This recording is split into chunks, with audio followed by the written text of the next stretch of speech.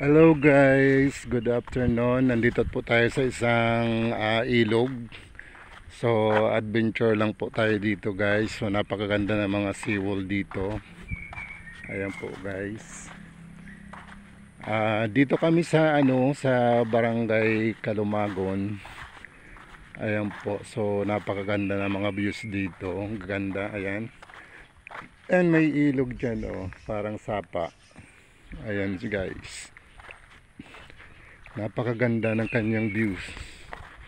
Para kang nandun sa sa Baguio. Ayan po. Ang ganda ng mga hagdan dito. So ginawa ito para may protection sa baha yung mga taga barangay na dito po. Ayan po siya guys. Ayan.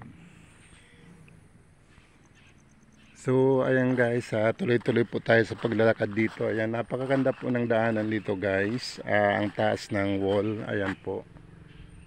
Ayan po siya guys. May kaming love shoutout guys.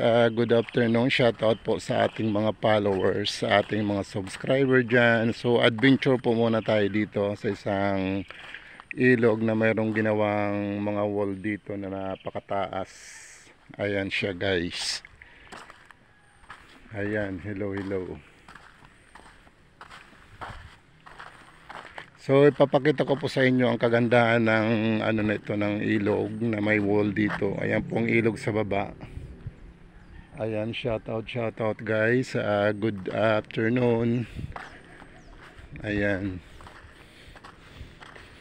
So napakahaba ng wall na ito guys na ginawa dito para protection sa mga baha dito sa barangay. Kasi tumataas dito yung tubig dyan sa ilog. Ayan ho. Napakaganda guys ng views dito. Shoutout dyan. Ayan.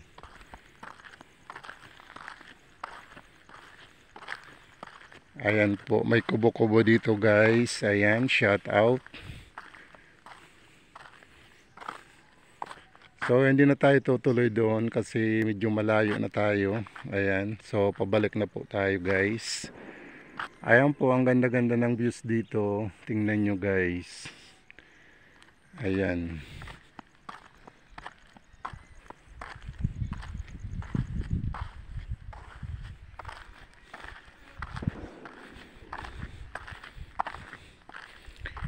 So nag-adventure muna tayo dito sa isang napakataas na wall. Ayan, sa may ilog.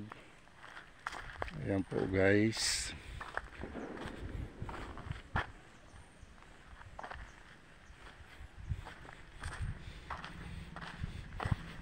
So walking lang po tayo dito sa napakataas na